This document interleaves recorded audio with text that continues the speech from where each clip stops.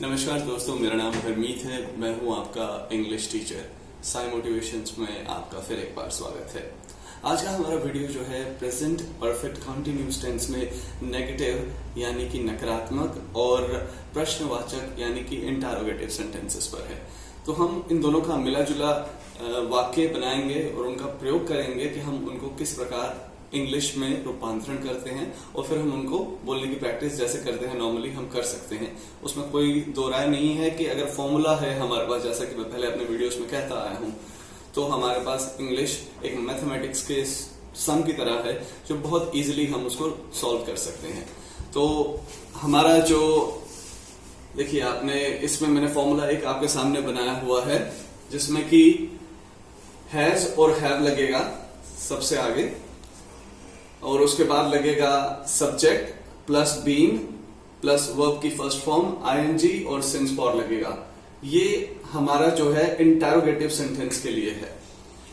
Has have starting में लगेगा क्योंकि हमारे इंटरोगेटिव जो है प्रश्नवाचक की बात हो रही है।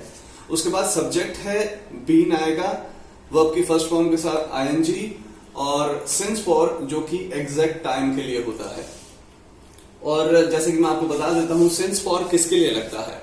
सिंस जो है वो एग्जैक्ट टाइम के लिए है, जैसे 2 hours 2 days 1980, जहां पर एग्जैक्ट टाइम दिया होगा वहां पर हम सिंस लगाएंगे। और फॉर हम सिर्फ जहां पर हमें बताया जाएगा, जैसे वो 2 दिनों से काम कर रहा है, वो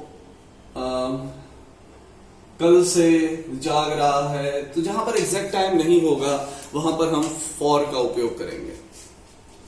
और इसमें देखिए जो ये फॉर्मूला है आपके सामने, ये फॉर्मूला हमने बनाया है सिर्फ और सिर्फ इंटरोगेटिव के लिए। अब इसमें अगर हम नेगेटिव सेंटेंस भी बनाना चाहते हैं, नेगेटिव प्लस इंटरोगेटिव, तो बहुत सिंपल है। देखिए हैज सब्जेक्ट, जैसे भी आपको है हैज या हैव जो भी लगेगा, सब्जेक्ट प्लस यहां पर आपका नॉट लग जाएगा, तो हो जाएगा has have plus subject plus not. बाकी पूरा फॉर्मूला हमारा वैसे का वैसे ही रहेगा।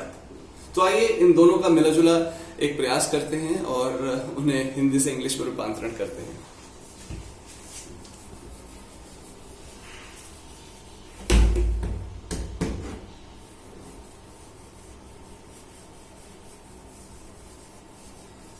और जैसा कि मैं जानता हूं कि आपको उसके बारे में जानकारी जरूर होगी कि हैज और हैव हेल्पिंग वर्ब हो वो कहां कहां लगती है। एक बार मैं उसके बारे में फिर आपको बता देता हूं। अगर हमारा subject I, we, they, you है तो हैव का प्रयोग होगा।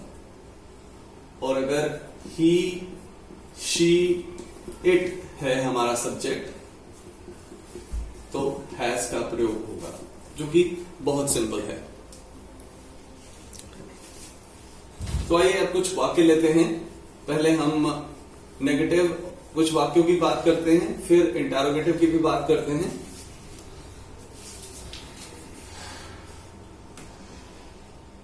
तो पहला मेरा सेंटेंस है, क्या वह 2 दिन से सितार बजा रहा है।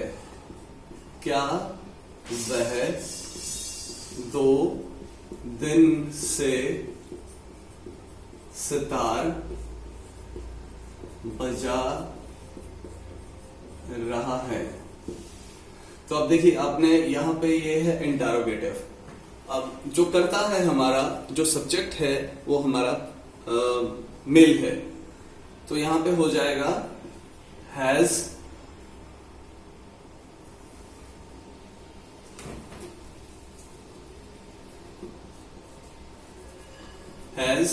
ही बीन, बजाने की हो गई प्ले और आईएनजी लगेगा साथ में, प्लेइंग सितार फॉर 2 दिन बोला है तो यहां पे हो जाएगा 2 days। देख लीजिए कितना सिंपल है। अगर मैं बोलता कि यहां पर वह 2 दिन से 2 दिन की जगह अगर मैं बोल देता कि वो 2 घंटे से, मान लीजिए 2 घंटे से सितार बजा रहा है, तो यहां पे सिंस की जगह, सॉरी फॉर की जगह हमारा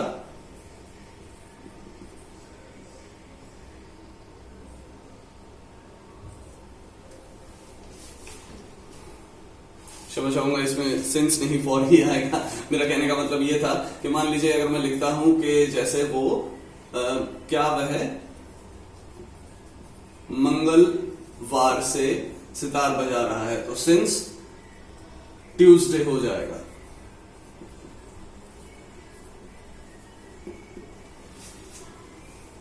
एक और वाक्य लेते हैं।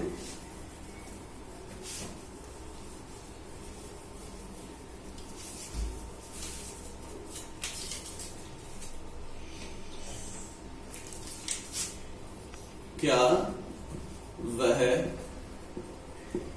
पिछले मंगलवार से स्कूल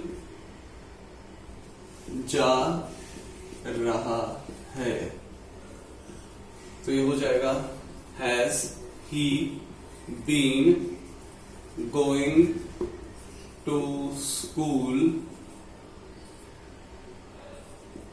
सिंस लास्ट ट्यूसडे।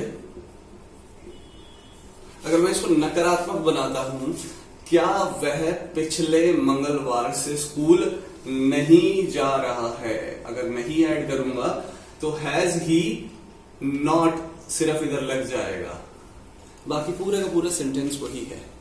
तो आपने देखा फॉर्मूला हमारा थोड़ा सा चेंज हुआ था, और उसी में मैंने जब नेगेटिव ऐड किया तो इंटरोगेटिव प्लस नेगेटिव दोनों ही बन गए। Has he not been going to school since last Tuesday.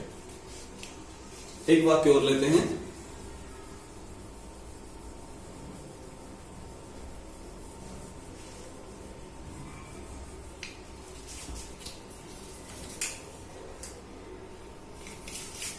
क्या मैं 5 घंटे से पैदल नहीं चल रहा हूं?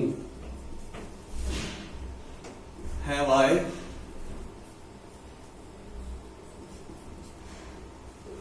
बीन नॉट वॉकिंग, चलने की वॉक हो गई, आईएनजी हमने साथ में लगा दिया।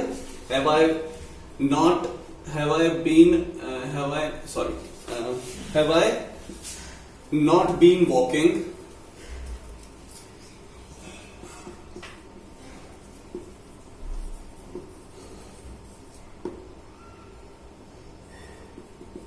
सिंस, नहीं होगा, देखिए गलती छोटी सी होती है क्योंकि एग्जैक्ट टाइम नहीं है तो मैं उसको सिंस लगा रहा था। एग्जैक्ट टाइम दिया होता, क्या मैं 5 बजे से पैदल नहीं चल रहा हूं, तो वहां पे सिंस लग जाता। अब have I not been walking for 5 hours.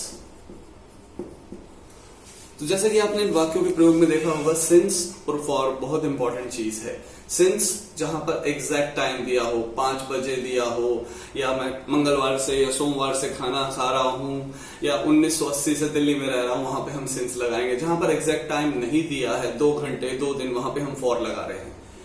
तो सिंपल सेंटेंस है। आशा करता हूं कि इसकी अगर आप प्रैक्टिस करेंगे तो आप इन वाक्यों को बहुत इजीली आप अपने आम बोलचाल में इस्तेमाल कर सकते हैं। और जिससे भी आप बात करेंगे, इस बात का आपको भरोसा दिलाना चाहूंगा, उन्हें ये जरूर लगेगा कि आपको अच्छी इंग्लिश आती है। तो आपसे रिक्वेस्ट करूंगा कि अपनी बुक से प्रैक्टिस जरूर करें और मुझे कमेंट्स कॉलम में इसके बारे में और जानकारी दें कि आपको वीडियो कैसा लगा, और मेरे वीडियो को लाइक कीजिए। तब तक नमस्कार, मिलते हैं नेक्स्ट वीडियो के लिए। धन्यवाद।